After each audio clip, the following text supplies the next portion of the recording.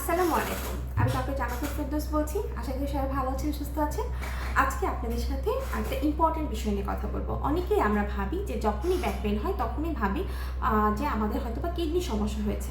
অনেক রোগী আমাকে এসে বলে যে ম্যাডাম আমার হচ্ছে কোমরটা ব্যথা করছে, আমার কি কিডনির সমস্যা হয়েছে, আমার কিডনিটা একটু পরীক্ষা করে দেখেন।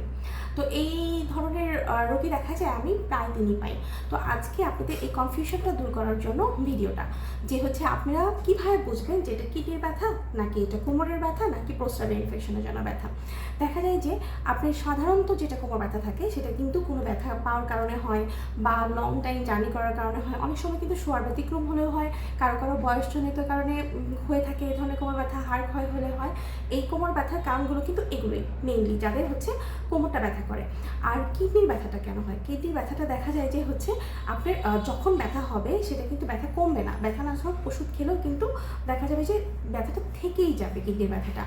আর আপনি নর্মাল যেটা কোমর ব্যথা সেটা কিন্তু ব্যথানাশক ওষুধ খেলে দেখা যাবে যে কমে যাবে। আরেকটা ব্যাপার হচ্ছে আপনি যখন নামাজ পড়বেন বা হচ্ছে হাই কমোড ব্যবহার না করবেন, চেয়ারে বসে নামাজ যদি না পড়েন, তখন দেখা যাবে যে কোমর ব্যথাটা নর্মালি হাড় ক্ষয় বা অন্যান্য কোমর ব্যথার জন্য দেখা যায় যে এই ব্যথাটা হয়ে থাকে। আর কিডনির ব্যথা কিন্তু সার্বক্ষণিক করবে, মানে সবসময় করবে।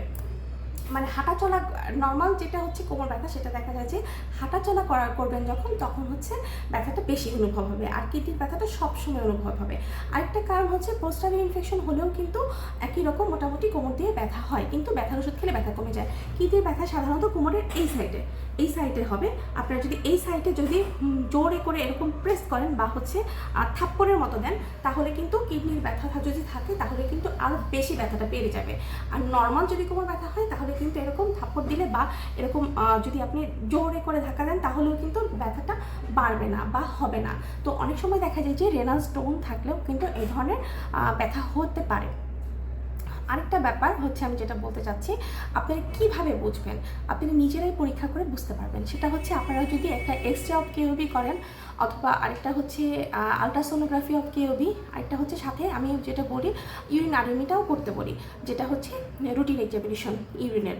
তো আপনি যে 3টা পরীক্ষা করেন তাহলে কিন্তু আপনারা নিজেরাই বুঝতে পারবেন যে এটা আপনার নর্মাল কোমর ব্যথা নাকি হচ্ছে হাড় ক্ষয় হয়েছে নাকি কিডনির কোনো সমস্যা হয়েছে নাকি প্রস্রাবের ইনফেকশন। তো আশা করি আজকের পর আপনাদের কোমর ব্যথা হলেই আপনারা ভয় পেয়ে যাবেন না যে এটা কিডনির ব্যথা। তো আপনারা আশা করি আলাদা করতে পারবেন যে কোনটা নর্মাল কোমর ব্যথা আর কোনটা কিডনির ব্যথা আর কোনটা প্রস্রাবের ইনফেকশনের জন্য ব্যথা। ঘরে বসেই কিন্তু সবাই ডাক্তার হয়ে যাচ্ছেন। যদি এই প্রতিদিনের এই পরামর্শগুলো আপনারা ফলো করেন তাহলে কিন্তু সত্যি সত্যি অনেক কিছুই আপনারা জানতে পারবেন এবং অনেক ক্ষেত্রে ডাক্তারের কাছে দৌড়াদৌড়ি করতে হবে না। স্বাস্থ্য সচেতনতা অনেক বেশি জরুরি।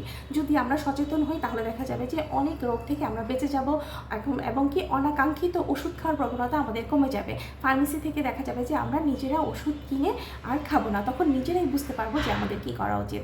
ভালো থাকবেন, সুস্থ থাকবেন, আল্লাহ হাফিজ।